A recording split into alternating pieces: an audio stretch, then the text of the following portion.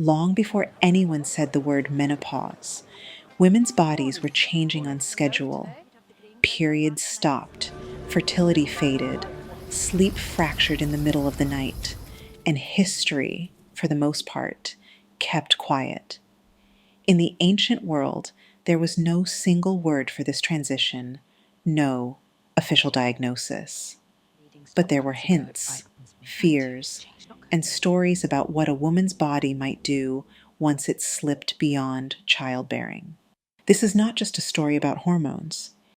It's a story about power, work, and who gets written into history and who doesn't. Today, around the world, an unprecedented number of people are living long enough to experience midlife and beyond. In offices, hospitals, factories, and homes, millions are working through nights of broken sleep, waves of heat, shifts in memory and mood. Yet for most of history, these changes were treated as either a private shame or a private joke. Is it hot in here or is it just me? Oh my God. It's like a furnace. She's spinning like she's on fire. Swear, I was melting. It's those flashes, girl. To understand why menopause is finally entering workplace policy and public debate, we have to go back thousands of years. We have to ask a bigger question. How did different eras decide what midlife women were for? And what happened to them when fertility was no longer the answer? In the ancient world, bodies were read through the lenses of gods, elements, and balance. In Egypt, Greece, and across parts of Asia, menstruation and childbirth carried spiritual and social meaning. Blood could be seen as powerful, polluting, or sacred, sometimes all three at once. Greek physicians wrote about the body as a system of humors that needed balance, hot and cold, wet and dry. Women, they argued, were naturally more moist, more porous, more open to imbalance. In many traditional systems, life unfolded in cycles and stages. Energy changed, responsibilities changed. With age, some women gained authority in households and communities, especially as mothers, grandmothers, and healers. But even in these complex systems, there was rarely a spotlight on what we now call menopause. There were words for old woman, wise woman, even barren woman, but no discrete, widely recognized term for this transition.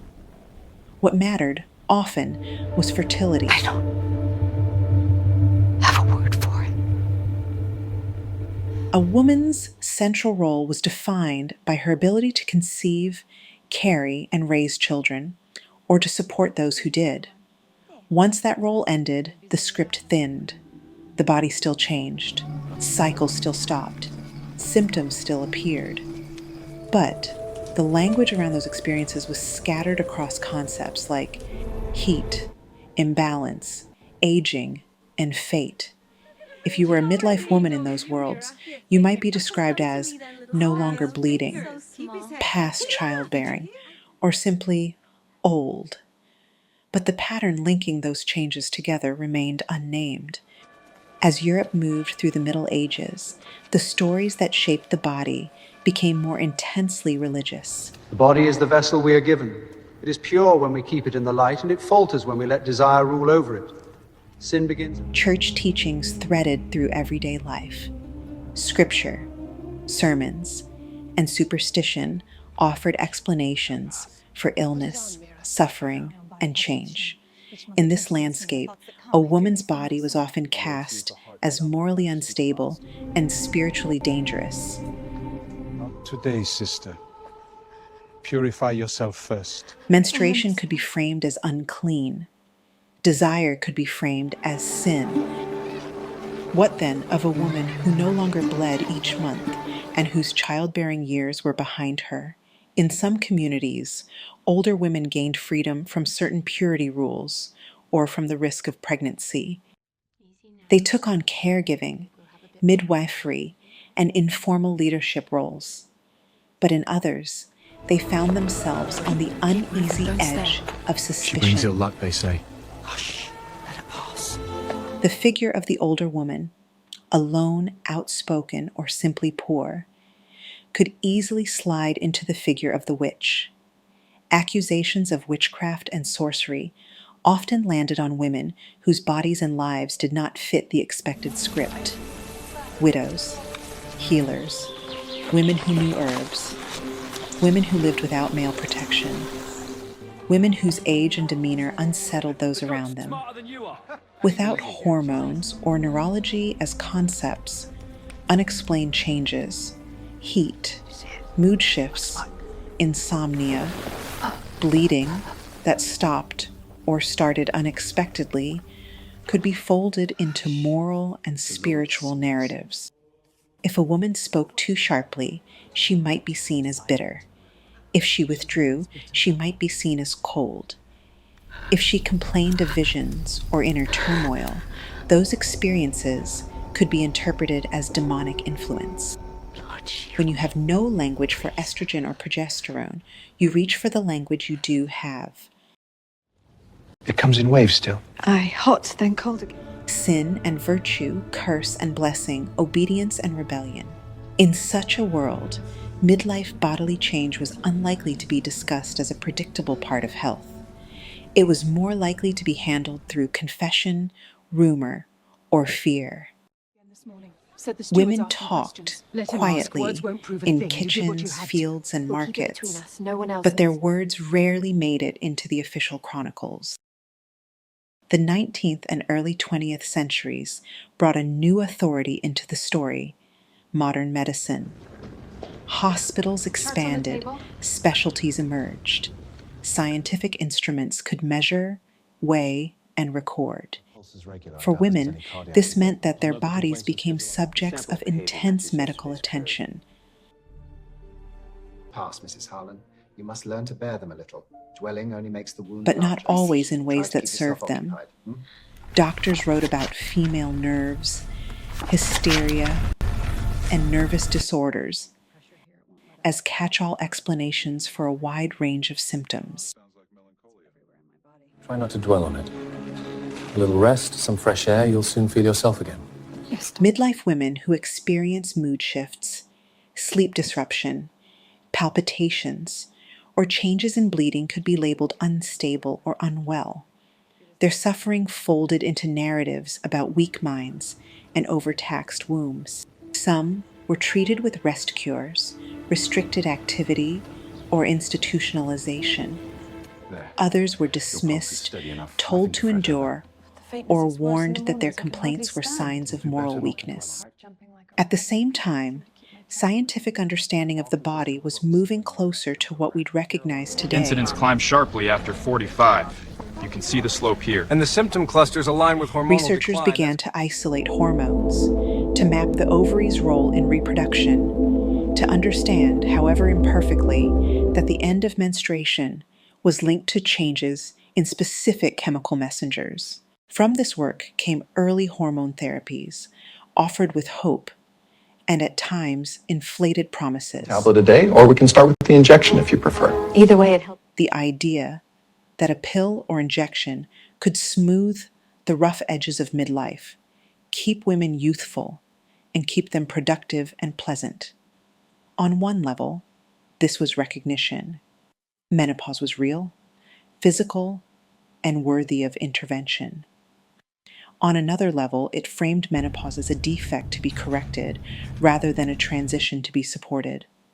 The goal was often to restore a version of youth that fits social expectations, not to redesign work, rest, or care around the reality of aging bodies. Once again, the story was written for women, around women, but rarely with them. By the late 20th century, the world of work and the world of women's lives had both changed dramatically. More women were working for pay through their 30s, 40s, and 50s. Fewer were leaving the workforce permanently after marriage or childbirth. Divorce rates rose. Single-parent households became more common. At the same time, life expectancy continued to climb. Many women could now expect to live decades beyond their final menstrual period. Yet the way menopause was discussed often swung between two extremes. On one side were medical scare stories, news articles warning of risks, decline, and disease, framing menopause as the beginning of inevitable deterioration.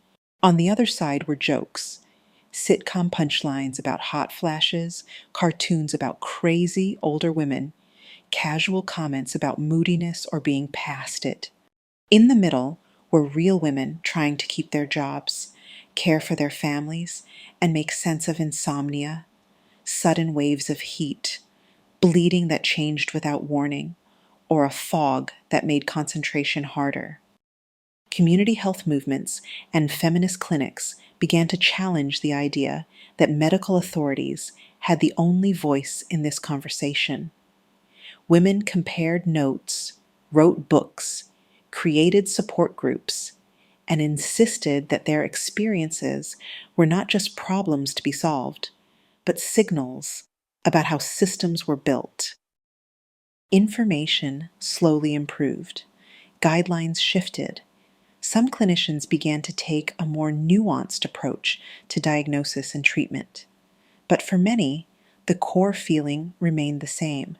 What I'm going through is real. What I'm going through is common, and yet I'm handling it largely alone. The gap between private experience and public language remained painfully wide. In the 21st century, something new is happening. Menopause is stepping out of bedrooms and clinics and into boardrooms, union meetings, and legislative debates. As more midlife women stay in the workforce, as retirement ages shift, and as economies depend on experienced workers, organizations are beginning to face what was once easy to ignore. Studies and surveys are drawing attention to patterns: increased absenteeism during severe symptoms, workers quietly reducing hours or leaving jobs altogether, skilled staff feeling ashamed or afraid to ask for basic adjustments, like access to cool air, flexible scheduling, or understanding around medical appointments. Unions, advocacy groups, and researchers have pushed for recognition. We need workplaces that keep women safe and employed. And the data show those changes that menopause is not a niche, personal issue affecting a handful of people, but a predictable part of life for a significant portion of the workforce. In some countries, there are emerging guidelines and conversations about menopause as part of occupational health, equality, and anti-discrimination efforts. In others, the topic is still treated as too intimate, too embarrassing, or too controversial to name explicitly in policy. What is common across many contexts is this tension. The transition itself is not new. What's new is our willingness to treat it as something institutions should anticipate and design for, rather than something individuals must hide and endure. For the first time in recorded history, we are asking out loud, if midlife bodily changes are predictable, why are our workplaces not prepared? What we build next. Let it honor all that came before. For thousands of years, menopause has been present in women's lives and mostly absent from official stories. Sometimes it was feared. Sometimes it was mocked. Often it was simply erased. Older women have been cast as burdens, as jokes, as invisible supports quietly holding up families, workplaces, and communities without having their realities named.